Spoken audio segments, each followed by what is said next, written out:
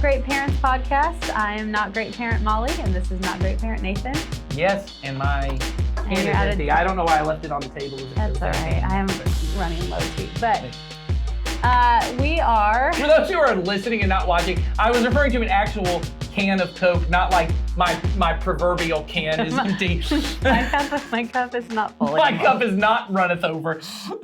I'm running low on drink from Chick-fil-A. From Chick-fil-A, Yeah, which my is, tea. of course, the godliest of drinks. Oh, so yes. What is that? Lemonade? Just tea. Oh, okay. Yeah. Well, there I'm you go. boring. I drink unsweet tea. Well, that's all right. Pretty exciting. Yeah, very So- good stuff. Not great in general, but I think this episode, we're trying to be, as we've said, this is our New Year's resolution. We're going to be more practical, Right. less conceptual. So we're going to spend less time explaining at the beginning. Right? We're going to give you the condensed version at the beginning, and we're going to get to more practical I'm going to challenge stuff. myself here to be as quick as I can. What do we mean Yes. when we say not great parents? We mean go. Oh, sorry. I thought you were going to say Oh, it. you want me to do it? This is cutting into my time. Okay. No, wait. I'll do it if you Say want. go again. Give me like a countdown. All right. 3, 2, 1, go. That was really quick. Not great parents. The reason we're not great is because we are not living our lives to pursue the greatness of the world. Success, happiness, experiences, money, adventures, all that kind of stuff. We are pursuing life in what God says is good, which may mean we have to give up some of the greatness of the world to get more of God's goodness. And we're trying to lead our children that direction. That's why we're not great. Good. I didn't keep track of the amount of time, but that was pretty brief, Nathan. Thanks. Good work. I thought you were like your own little metronome. You can keep it perfectly in sync. So It's me. Yeah. It would be the most sporadic metronome of all time. that's true. That's true. That is- But we are currently in a series called Family Matters. I know. Family matters. So for some of you, it might take you right back to your childhood, to That's the right. shows. Good old sitcoms, good old Yeah. family-centered sitcoms. Yes, last episode, you can go back and watch it, but Nathan went ahead and did the piano. Here we go. That's how. Yeah, name that tune, guys. It's the Family That's Matters exactly. one. So we did talk a little bit about sitcoms last time, but we Yeah. are calling it Family Matters, and we are talking about the role of Mhm. family Yeah. in why we have family, what the purpose of family is, Mhm. and what it does, and what it's used for in terms of getting our families focused and centered on the goodness of God. Yeah, and in particular, what we said last time was, just like we've done good, not great, the kind of, the kind of duality we've created here is that in the modern kind of American individualistic mindset for families, it's primarily been about, hey, the job of the family is to help prop up the individual. And what I Right. mean by is, a good family is one where every kid finds their thing. Finds their thing and excels at something. That's right. And our role as a parent is to help them reach their max potential in that area. That's right. And maybe it's not even like a thing, like a skill. It might be, and I hear this now all the time, of living your authentic self. It's, one of my kids said to me the other day, Oh, no. I was talking to them about some bad behavior they had. Like it was significant. I mean, it was about like a thing they had done That was definitely bad. immoral and sinful. And they said to me, you're trying to change who I am. Well, yeah, if you're being a thief or a liar or whatever, They sure am. They said, you're supposed to, what did they say? Did you You're laugh? supposed to help me be me. And I said, who told you that nonsense? I ain't trying to make you. No. I'm trying to make you who Christ is. Yes. And I said, because I said, you know what you are? You're just like me. We're You're all deceptive. sinners. You're mean-spirited at times, just like I am. We're And- selfish. We're all these yes, things. and I said, our goal is we want to become more like Christ. And I said, and of course, I went on, as I do on this podcast, but I'm going to do less of this year, a really conceptual rant. Oh, yes. Oh, so your kids are going About- to get extra because Yeah. they're going to try to chop it up over here. My kid's life has gotten significantly worse since we started this podcast. That is why they call it the Terrible Parents Podcast. That is true. But I think there is this thing that we think, the one version of greatness is we as a family have to help our kids. And if that means we have to spend less time all together, as long as I'm getting a point of connection with my kid on the way to the thing or, on the way to the practice, then that's fine. But we were saying there's this other version that the point of the family is to be this model Right. of Christ's love, to be a model of the church, Right. where it's not just about God loving me, because that's kind of this individualistic one, right? Mhm. Which is, well, mom got time with Johnny in the car, and so it's all fine because they have a really strong relationship.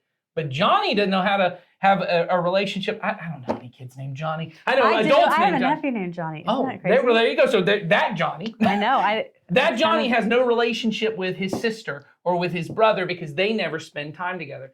There's this other version we want to get to, which is that the family's job is really to learn how to love one another so that one day Mhm. our kids begin to understand life is about more than me, Right. and that they learn how to give themselves to Jesus and to his people.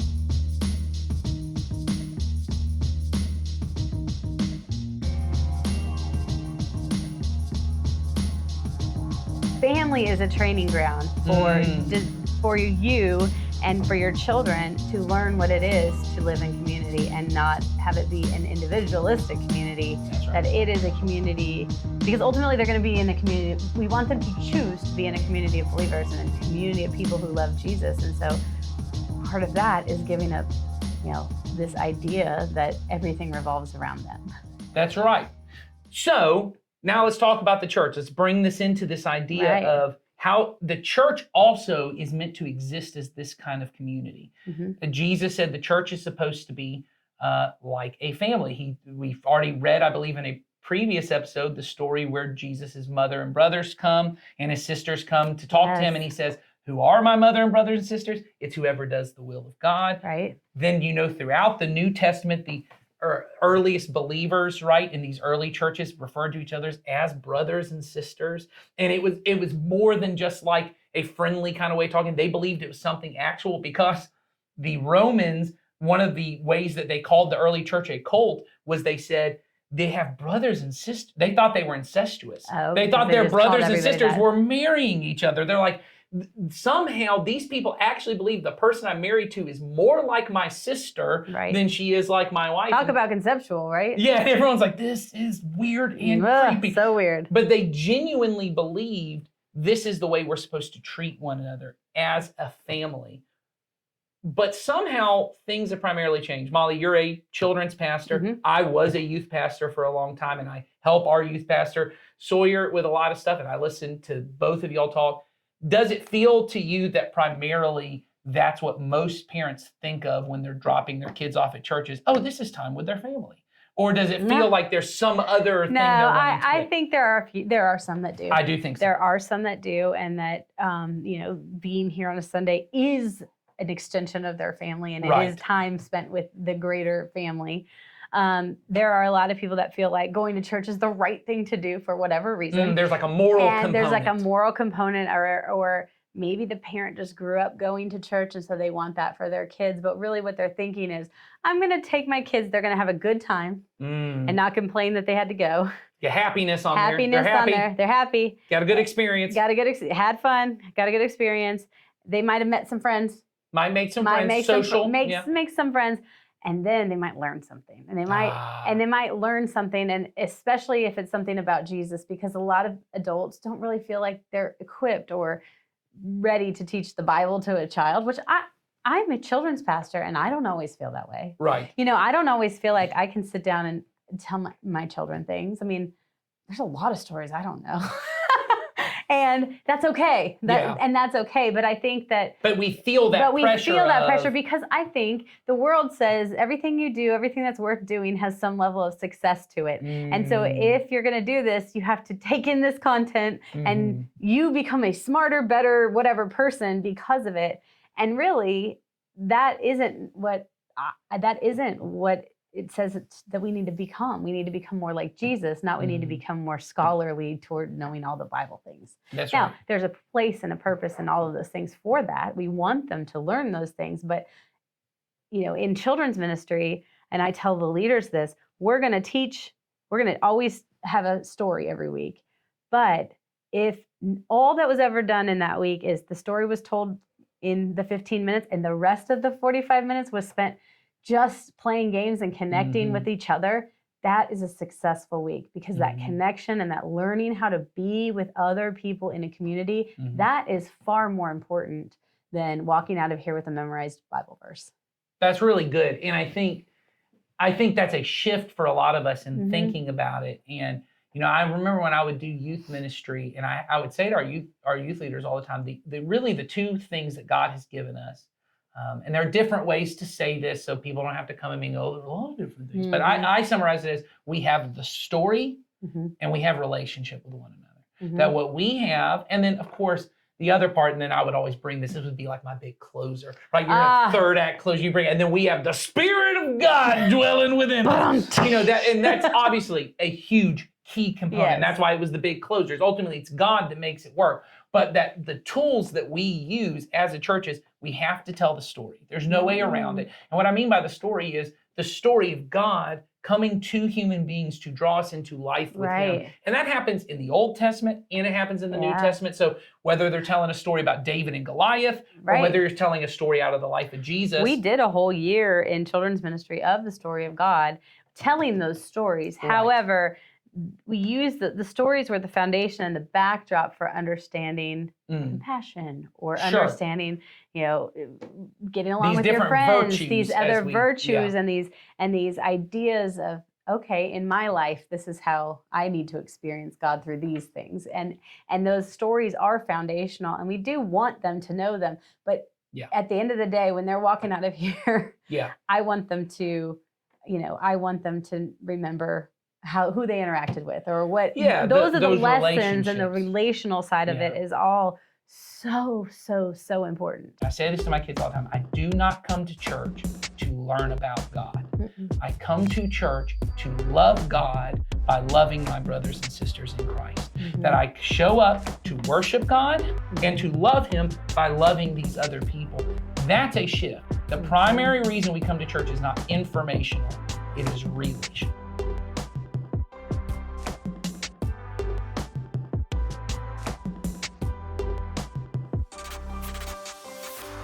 As a parent, when you get in the car, what are you tempted to ask your children? Oh, yeah. We're going to get practical here, guys. What'd you learn at church today? What'd you learn at church today? I have said that so many times. Oh, I still say it all the time, and I don't want to take that away from that's my opening question. That's a good opening question, and I think that's a fine thing to do. But big enough. Here's what I would say is I would just put in your head. It's just in the background of maybe moving a little away from this question, even though I said I still ask that question sometimes.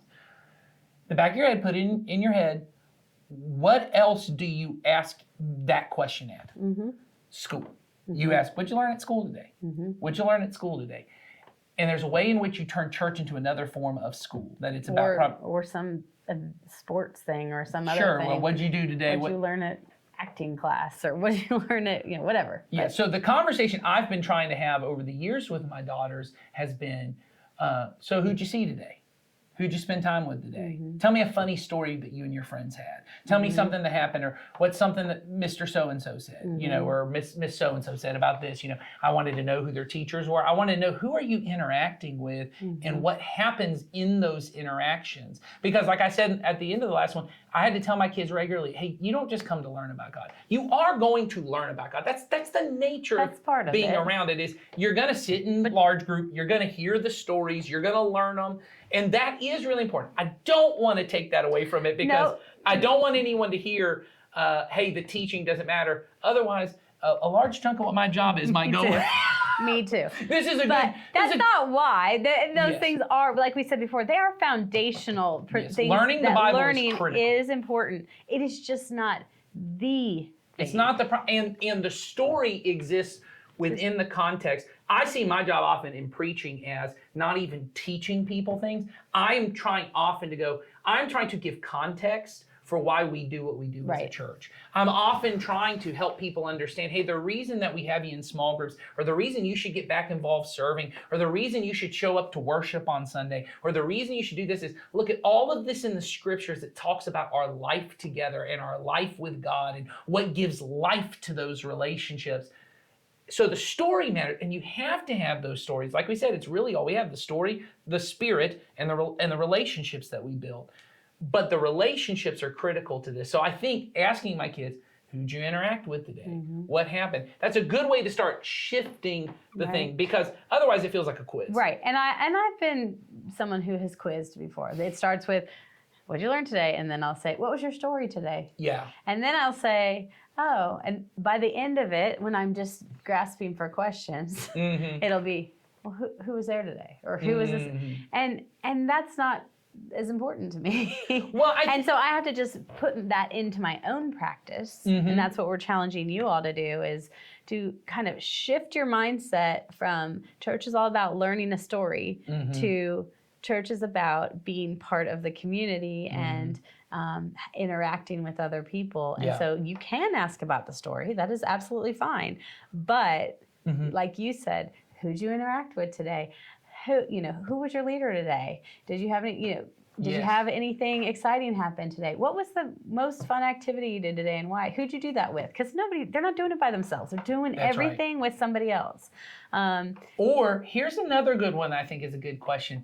I know none of us want to be negative about things, but sometimes you have to be. Go, did someone get on your nerves today? Oh, I've asked that. Did something frustrate you today? Did something disappoint you? And often your kids will bring more things out there, which honestly gives you a chance to step in here and say, so I've had my kids say before, oh, so-and-so was so like rude during the story. They were talking the whole time. They were distracting. I've often, when I've asked them, what story did you hear? And they go, honestly, I don't think I could pay attention because so-and-so was being rude. They were talking back to the teacher or they were doing whatever. And I think in that opportunity, I've had opportunities because, believe it or not, lots of times, children behave like children. No. Yes. And so there's lots of times where there's someone who's rude or disruptive or No. talking during class. Yes. So I've often been able to do two sides of this, to be able to say to my girls, well, you know what? I'm really proud of the fact that that wasn't you today. And also say, and sometimes I know it is you. Because sometimes they tell me it's you that was disruptive in class today. But being able to say, that's a good reason for us to try and be respectful to the teachers, to try and be obedient when they tell us to do something, all of good godly virtues that kind of step in, right? And we say, because, and this is teaching the story of God within the context of the community, because we want to help our brothers and sisters in Christ also be able to hear the story and participate. But I've also done the other side of this, which is one of my girls will step in and say, so-and-so was so rude. They're so annoying. I don't even know why they come if they're going to act that way. Yes. And then I can say, hey, don't you know what it's like sometimes to have a bad day and be kind of rude or be disrespectful or be whatever, and say, maybe instead of judging your brother or sister in Christ, maybe what you should be doing is trying to find ways to help them. And maybe the best way you can help them is give them another chance next week. Don't go in with a lot of bad feelings towards this person. Don't assume they're going to do the wrong thing. Yeah, and if you see them doing the wrong thing, instead of sitting off to the side going, well, I hope someone gets them, because that's I have one daughter in particular that really loves when someone else gets got. that I don't get got, I go get. I know that, child. And so I want to make sure they get got. And they loved seeing that and say, instead of sitting there, maybe you should step over and go, hey, let's be quiet, let's pay attention. Because often, this one of my child, she's older than some of the other kids. I said, the other kids look up to you. And so if you'll set the example and even tell them, hey, don't do that, that's not cool, they'll respond more than they will if the teacher's getting on to them. Yeah, because, and then you also use that as an opportunity to teach them how to appropriately help somebody see, hey, you might need to make a change or a correction or whatever, and in a loving context, not in a, you're a terrible person. That's right. You should shut up, blah, blah, blah, blah, blah. Or maybe my goal is, I need to, and then I'll say, one of the commands in the Bible a lot is to bear with one another, to put up with one another. And maybe the best thing you can do is, maybe they're just having a hard time. And there are a lot of kids that come to our church or in their school system and all kinds of stuff, and they have special needs. They have other needs, and sometimes the way they behave to children feels weird or disruptive or whatever. And say, hey, maybe the best thing you could do for other people is not to judge them, but instead to just be patient and to give people a second chance. See, that's a way to take these stories in the Bible, right, and these concepts of compassion and forgiveness, and to bring it into a context where now they can practice it.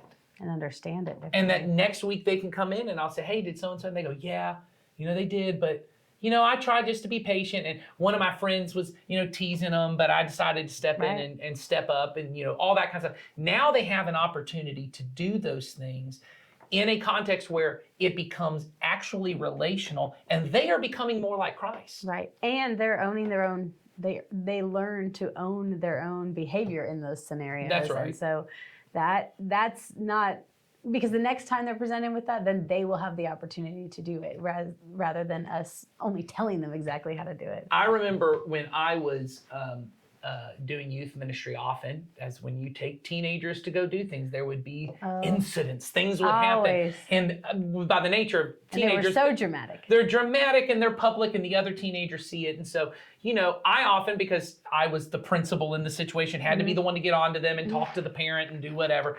And then other kids would kind of see it and they would come to me. The other teenagers would come, oh, I can't believe they treated you that way. Or I can't believe they acted that way, did that. And I always saw it as an opportunity for me to say, hey, you know what the best thing is? I think the best thing is when they come back next week, if everyone's not sitting there ready to get them. Mm-hmm. If everyone's there to just kind of act like, hey, we love you. We're still happy you're here. Let's be a part of this. I said that maybe the acceptance, maybe the ability for children and teenagers to be foolish as they are, right? That doesn't mean you don't correct, right? The adults must correct. The adults must step in and say something about it, because to otherwise allows them to continue in their foolishness. But for the rest of the community, the children and students involved, to be able to look to them and say, hey, we all do foolish things sometimes. Yeah. Let's do better. Now we're helping to form, and this is the good part, they're not developing a bunch of moral skills and learning information, but they are becoming a more moral person in the eyes of Christianity, in the eyes of what Jesus would say. In the story of Jesus, they are becoming more Christ-like because they're learning to forgive, be patient, to be accepting to one another. Kind. Yes, and all of that is informed by both the story, so they have to have the stories, and they have to have the relationship.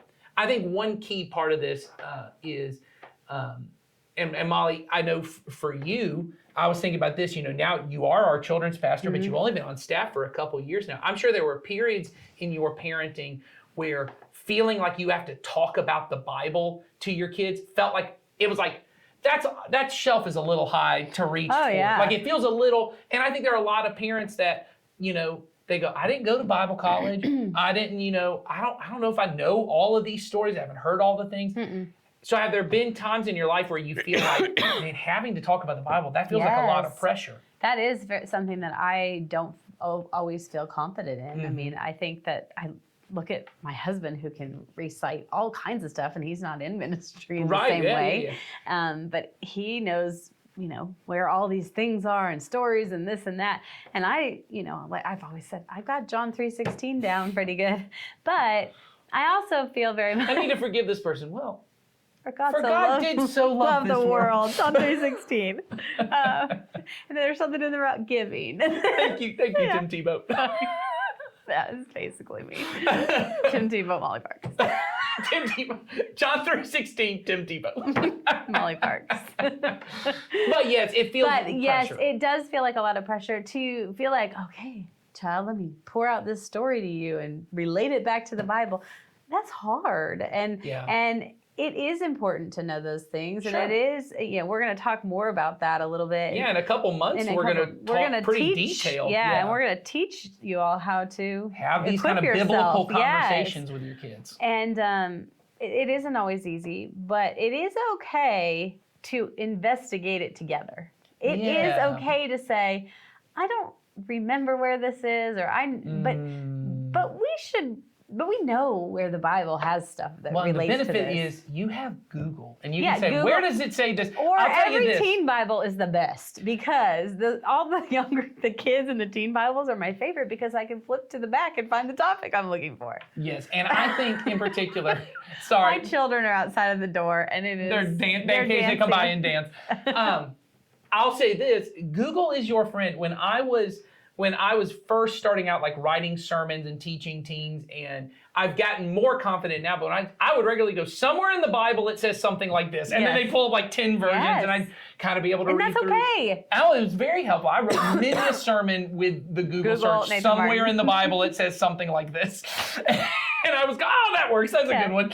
But the truth is, it says the same thing in multiple places in the That's Bible, right, and that's so right. you. Well, that's how you know you're actually understanding the teaching. I'll say that is if there are multiple places in the Bible that say similar things, you go, oh, that's an actual theme in the Bible, not one verse I'm just taking out of context to make it say what I want it to say. But I mean, I think with our kids, it's totally fine to do that Google search with them. It's Oh, totally fine absolutely. to say, you know what, Or I'm going to come back to you on this. Or let me email, a Yes. pastor at the church. Let me email and ask somebody.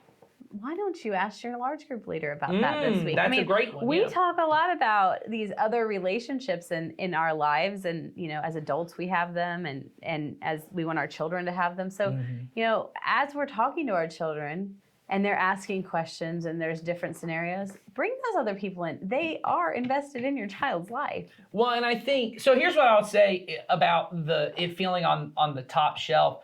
I think that's why asking these relational questions, I think sometimes it's so much simpler for us as parents. I think sometimes we don't ask what did you learn we don't even ask what you learned in church on Sunday because we're afraid what if they say something and I've never heard that story, or I don't know, or they ask a question about the story that I can't answer. I learn a lot from my preschooler. Yeah. When he was in preschool. Now he's not, but when he was in preschool, he'd come home and and so does the teacher in there. She's all the time to me. She's like, I just love these versions of these stories because I can relate to them so much better. Well, anyone who's ever taught in children's or students eventually sees, oh man, I learn more because I have to really understand it to teach it.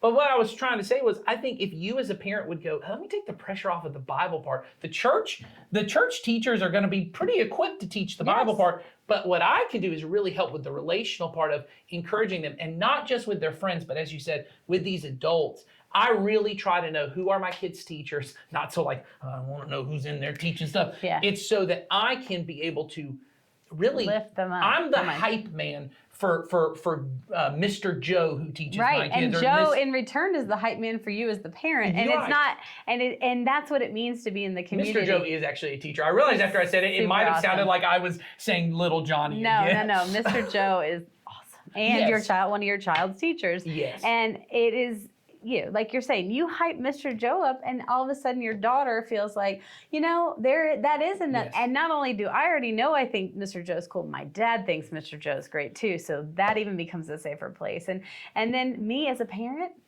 I also should have people in my life. That's why we have our parenting ministry and things with other adults. Mm-hmm. Because I, as a parent, might want to go to a parent who's been there, done that, and say, have you ever had a conversation with your child about X, Y, and Z? And I want to be able to reference something from the Bible, but I don't really know where or whatever. Yeah. And just there's guidance you can get from there. So we are talking about the relationships and we are talking about the relational aspect of it, but the foundational part is in the Bible. And so they go together. They're not separate.